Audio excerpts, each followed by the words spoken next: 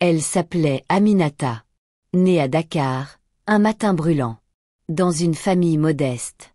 Où le travail remplaçait les rêves. Et où le silence tenait souvent lieu de tendresse.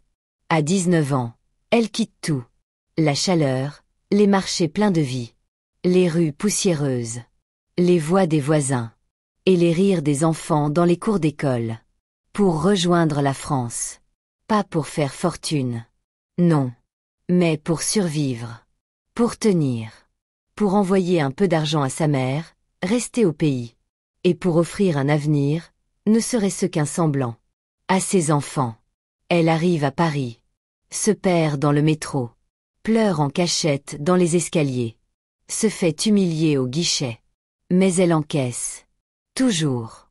Sans un mot. Sans une plainte. Parce qu'elle sait. Dans ce pays.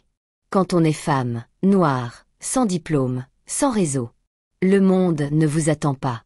Aminata devient femme de ménage. Elle enchaîne les contrats précaires. Les horaires cassés. Les réveils à 4 heures du matin. Les chaussures trempées dans le froid. Les mains fendues par les produits chimiques. Elle traverse Paris. À pied, en bus, en RER. Invisible. Comme si elle n'existait pas. Personne ne lui parle. Personne ne lui demande son nom. On la croise sans la voir. On lui parle sans la regarder. On l'appelle la femme de ménage. Comme si c'était son prénom. Mais Aminata. Le soir. Quand les enfants dorment. Quand le silence retombe dans le petit appartement. Elle ouvre un vieux dictionnaire anglais-français trouvé aux puces. Elle relit les notes qu'elle a prises sur un cahier d'écolier. Elle écoute des vidéos sur YouTube. Et elle répète à voix basse. Good morning. My name is Aminata. I am a Cléaner. Chaque soir. Une phrase de plus. Un mot de plus. Une règle de grammaire notée au crayon. Des pages cornées. Des fautes corrigées. Des progrès lents. Mais constants. Elle ne le dit à personne. À quoi bon? On ne croirait pas une femme de ménage capable d'apprendre l'anglais. Pas elle. Pas avec ce métier. Pas avec cette vie. Un lundi matin. Elle est envoyée dans un palace parisien. Pour une mission spéciale. Nettoyage discret, efficace, dans les étages supérieurs. Des clients fortunés. Du monde important. Des règles strictes. Interdiction de parler. Interdiction de gêner. Interdiction d'exister. Elle prend l'ascenseur de service. Arrive au dernier étage. Ouvre la porte du grand bureau. Commence à nettoyer les vitres. Sans bruit. Comme un fantôme. C'est là qu'elle l'entend. Une voix masculine, sèche, rapide. Venant de la pièce d'à accent grave côté. Une conversation en anglais. Pleine de tension, de chiffres, de mots qu'elle reconnaît. Le ton est pressé. Quelqu'un s'énerve. Quelqu'un d'important. La porte s'ouvre. Il entre. Grand, élégant, sûr de lui. Costume sur mesure, lunettes noires, montre en or. Le genre d'homme qu'elle voit dans les magazines. Mais jamais dans le métro. Il parle encore au téléphone. En anglais. Il râle. Il jure.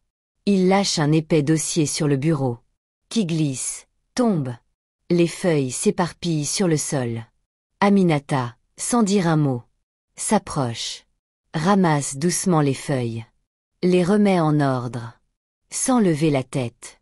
C'est à ce moment-là qu'il dit. Dans un soupir agacé. Dame, nobody understand English in this place. Et là, quelque chose change.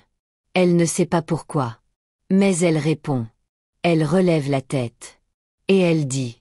Sans trembler. D'une voix douce, posée, presque timide. Ido, sœur. Silence. Un silence lourd.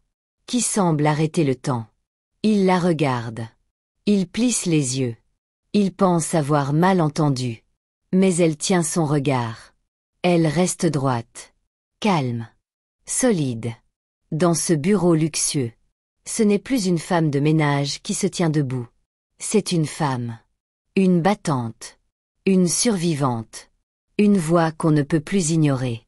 Et tout commence à basculer. Il la regarde. Longuement. Sans un mot.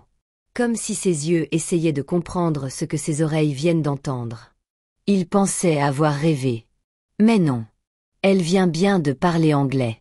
Un anglais clair, net, sans hésitation. « What did you just say ?» demande-t-il, le sourcil levé, l'air à la fois surpris, sceptique et, presque, dérangé. Elle ne baisse pas les yeux. Elle ne recule pas. Elle répète, calmement, avec cette petite étincelle dans la voix.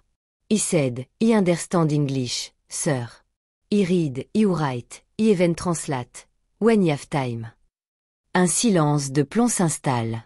Le genre de silence qu'on n'entend que quand quelque chose d'important vient de se produire.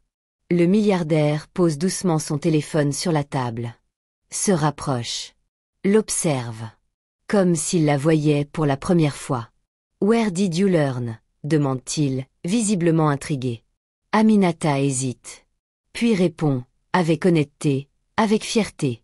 Sans chercher à enjoliver la vérité. « At home. In the evening. On my own. With books, with video, with patience. » Il fronce les sourcils. Il n'a pas l'habitude.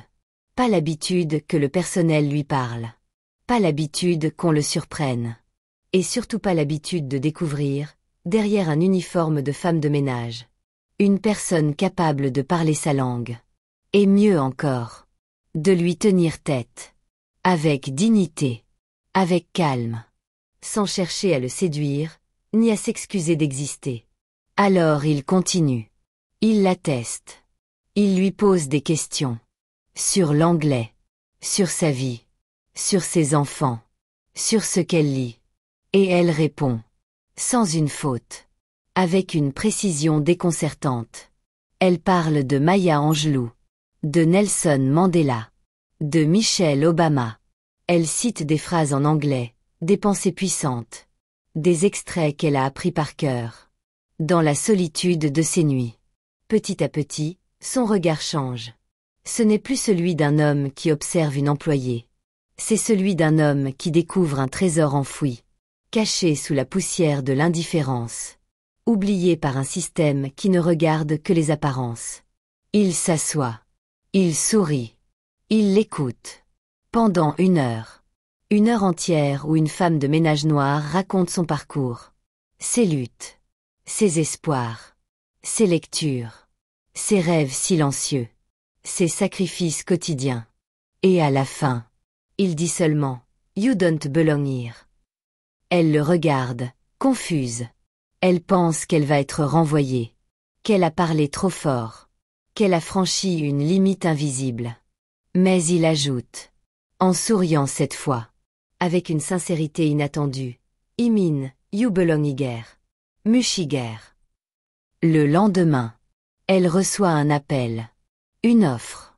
Un poste d'assistante de direction multilingue. Dans l'une des branches du groupe du milliardaire. Un vrai contrat. Un vrai salaire. Une vraie reconnaissance. Elle n'ose pas y croire. Elle relit l'email 3 fois. Elle montre l'écran à sa fille. Qui pleure de joie. Ce n'est pas une blague. Ce n'est pas un piège. C'est réel. 3 semaines plus tard. Aminata entre dans un nouveau bureau. En tailleur sobre. Avec un badge à son nom. On lui serre la main. On lui dit « Bonjour madame ». On lui demande son avis. On l'écoute. Et tous les soirs, quand elle rentre chez elle, elle regarde ses enfants. Et leur répète. Ce n'est pas parce que le monde vous regarde de haut que vous devez baisser les yeux. Apprenez. Lisez. Travaillez. Et un jour, vous changerez votre vie. Ce jour-là, dans un bureau au dernier étage d'un palace, elle n'a pas seulement parlé anglais. Elle a parlé sa vérité. Elle a montré son feu. Et elle a prouvé, au monde entier, qu'on peut briller, même quand personne ne vous regarde.